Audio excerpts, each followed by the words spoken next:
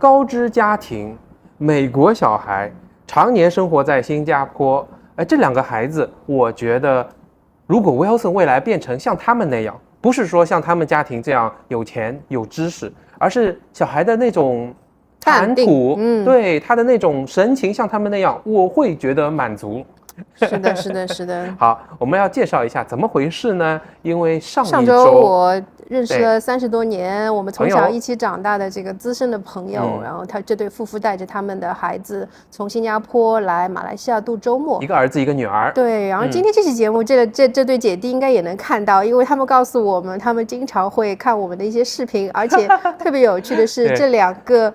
普通话已经不太讲的，但是能够讲一口流利上海话的美国孩子，他们看的这个都是你那些播放量很低的、不太好看的节目。对，什么马来西亚政府腐败啦，会不会办奥运啦？你看，你不让我做的，说我做的不好的，人家就觉得很有意思嘛。对，一个大二的，其中这个姐姐是在美国，现在念大学2年级嘛，她都在看你这种节目，我觉得非常的 shock。对，所以她看到我们一些kindness 的视频，还希望做我的助手，对吧？他们两个都希望做我们的这个，加入我们的团队，跟我们一起制作。好，那个弟弟是比 Wilson 大概要大个3岁这样子。对对。那他们在新加坡住了多久？他们在现在10多年了吧？我印象弟弟是在09年我在美国念书的时候看着他出生的。对，然后小时候在美国长大，然后他们10年住在新加坡。对，10多年了。OK，他们的常用语言是上海话和英语。对，他们家的交流语言就是我们有的时候讲英语，还有普通话、上海话混杂，然后2个孩子就给我们回上海话或者是英语，特别有意思。我想来回答一下这个开头的问题啊，为什么我希望 Wilson 就我们的唯一的孩子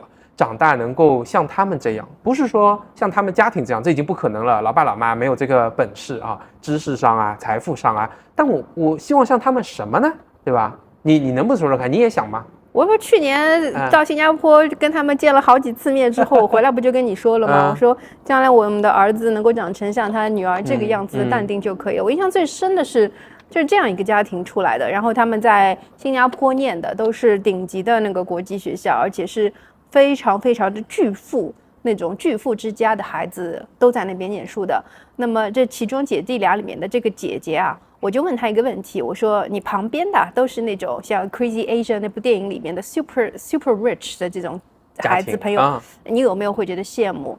她当时没有任何的迟疑，她跟我说我一点都不羡慕。为什么呢？当时我就非常好奇，我说那他们可以去 anywhere， 然后做那个 first class， 然后可以买 Birkins。他跟我说了一句话，他们不自由。我就很好奇，我说你觉得他们哪些方面不自由？他说他们首先是从来不能够在别人的家里面 sleep over，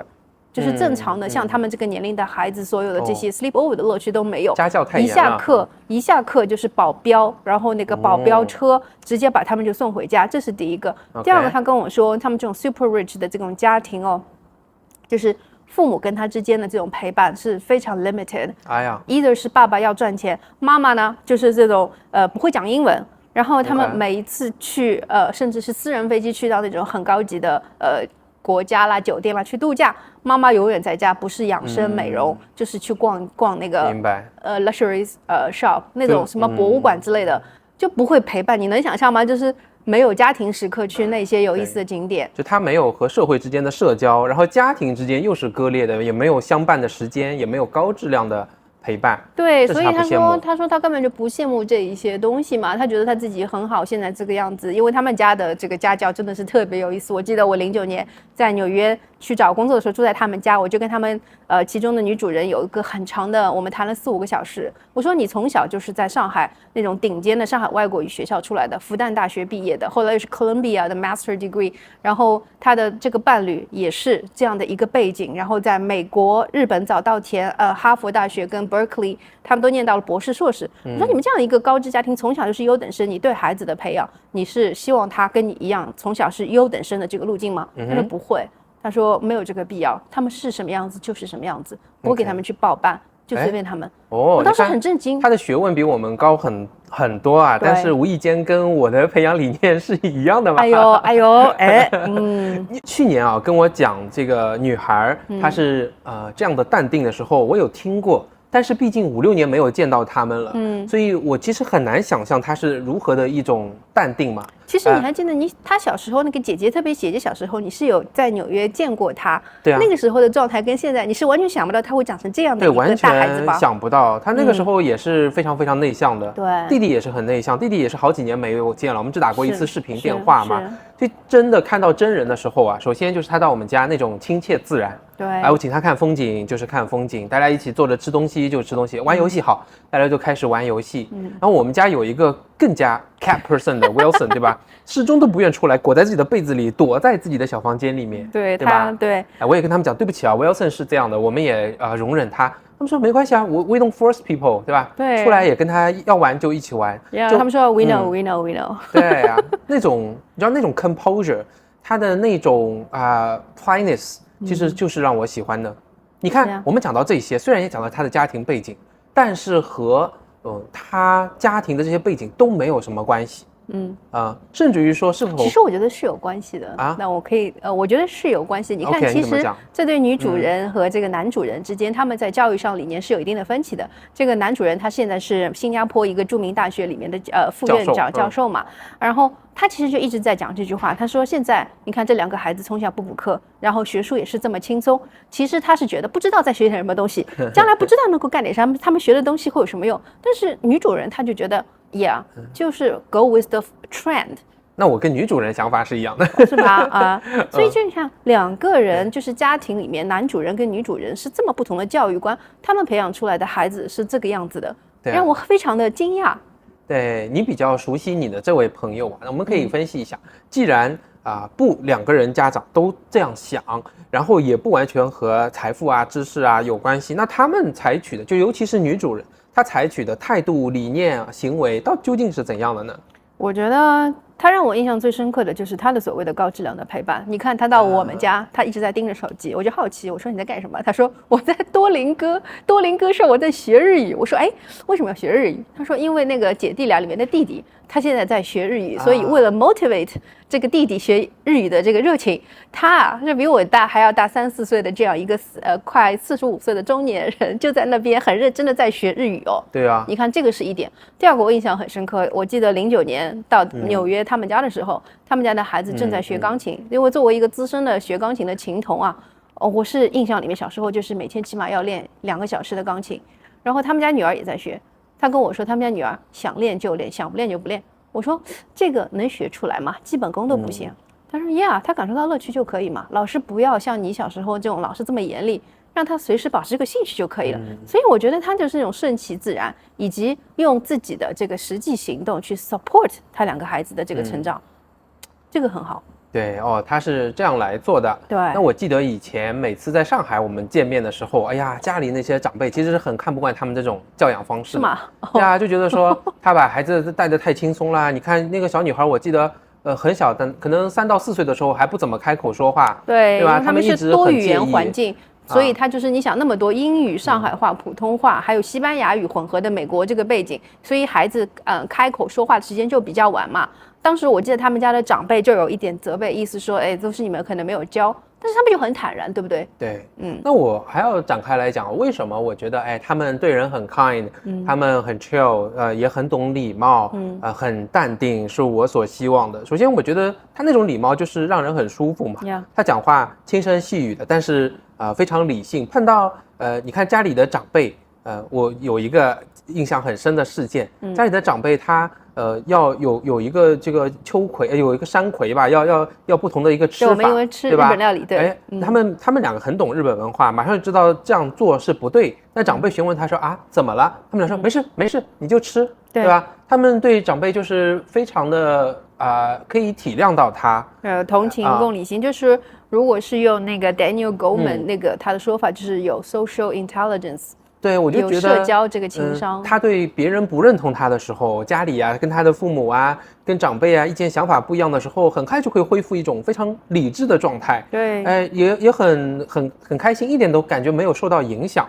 对吧？然后我后面跟那个女孩，因为她今年有投票权了嘛，我就跟她聊他们那里，她说哦，因为我在马萨诸塞州，哦，我们都说 OK， 那我们知道你这边肯定是很左的嘛，是支持民主党的，但她说 OK， 那她的想法是怎样的？哎，她整个过程啊，就是你不能想象这只是一个大二的学生哎，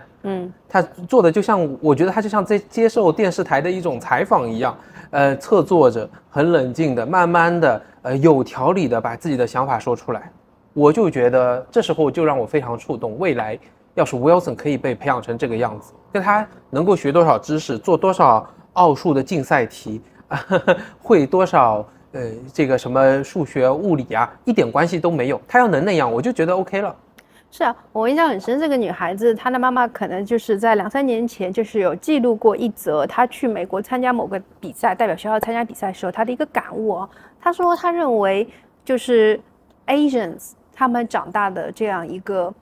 在这样一个氛围当中，他们往往是要 competency 大于他的 confidence 的情况下，他才会去 speak out for themselves。但是说西方人长大的这些华裔可能就不一样，他觉得 confidence 更重要。OK， 所以我当时就在想，哎呀，可能他才那时候15岁、16岁的时候，他能想出这样的一个差异，我觉得非常的精辟啊，真的是很厉害啊。那这个是不是也是你在观察他对这个一对儿女啊教养过程中比较重要的一点呢？就是给予他们更多的自信呢？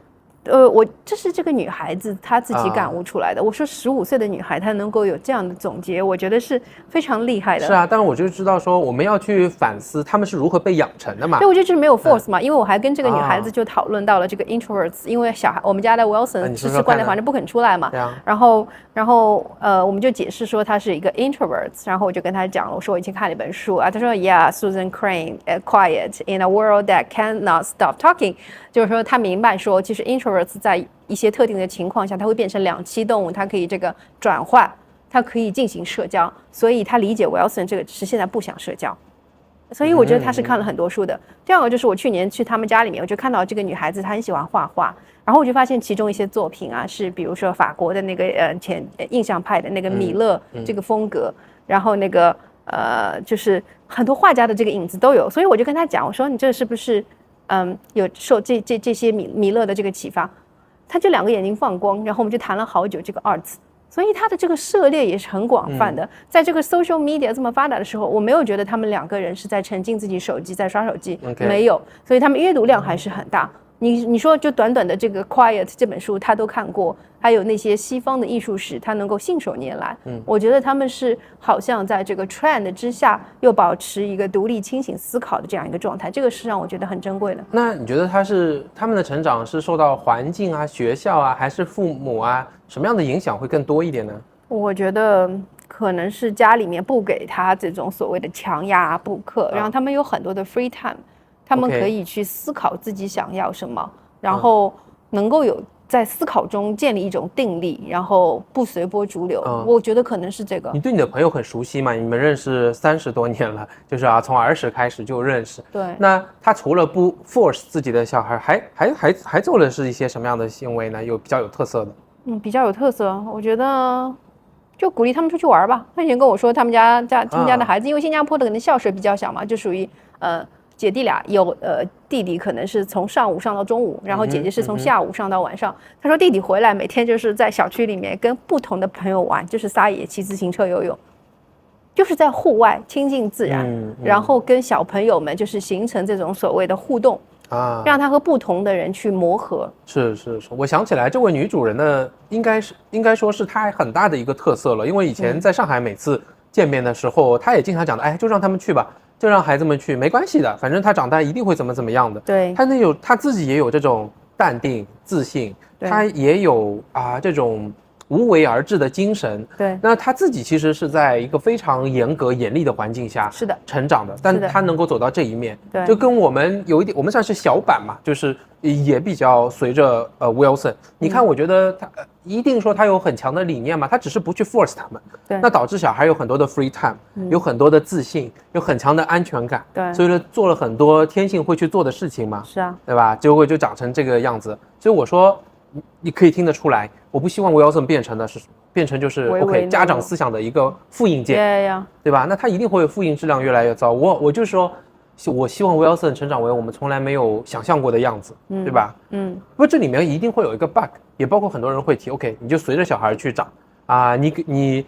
不去教导他，对吧？有失家长的责任，你怎么能够确保小孩不长歪了呢？就走到偏道、旁门左道去呢？我不知道他们有做什么吗？我觉得他们至少首先他们这么有条件的家庭，他们已经很多年，可能要将近8、9年没有请这种housekeeper。叫新加坡请菲佣也很便宜嘛，他们不请这个，完全就是夫妇2个人把家里面那么大的3000多平的这样一个大平层的房间自己维护，然后自己做饭，然后每年有很多次的这个家庭旅行，我们都看得到他们去日本滑雪，去美国滑雪，然后在这样的过程当中，有非常高质量的就是 family time。我觉得你想哦。你讲的这2个感觉都不是说，哎呀，我让他自信，我就给他自信，我教他，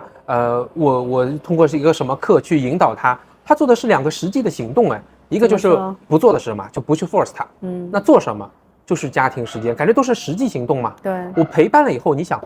我觉得现在听你这么讲，我觉得非常有道理，因为就不得不把父母的思想、父母的品性、父母的价值观都通过互相陪伴的时候影响到他了。对啊，就防止他走偏嘛。这个对我好有启发的。对啊，还有你看，在这个饭桌上面啊，这2个姐弟2个就是群嘲他们爸爸，他爸爸经常被他们2个吵得体无完肤。但这种吵不是像我们家很温柔的，有时候经常会我跟你啊，我们俩要是对吵的那种状态，他们俩就是非常有趣的这种抬杠嘛，就是要反对爸爸这种自我感觉良好，就是轻点一下。比如讲说他爸爸说，我这个人烧菜烧得很好，10个人里面来我们家吃过的8个人会说好。他们2个就说啊，那2个就是我们，对，我们是 force， 对，就像这种样子特别好玩。所以说我觉得他们2个就整个家里面就是属于应该是民主氛围吧，就是大家有道理说道理，然后不会 take it personal。对的，对的，我觉得这个特别好。父母也不会说你这个人怎么嘴巴这么牢。我们上海话经常说嘛，你这现在会降头倔脑，好像你会回嘴顶嘴。这个事情可能在他们家，他们认为就是说你想说什么你就说，但是 in a polite way， 对 respect the others。我很喜欢的是，我觉得一个人需要具备一定的知识，但是呢，你看这世界上有多少聪明的人？看最近柯文哲的案件，他会走偏走坏，在他的背后。你一定还要有什么？就是有一个很强的道德观念来支撑自己。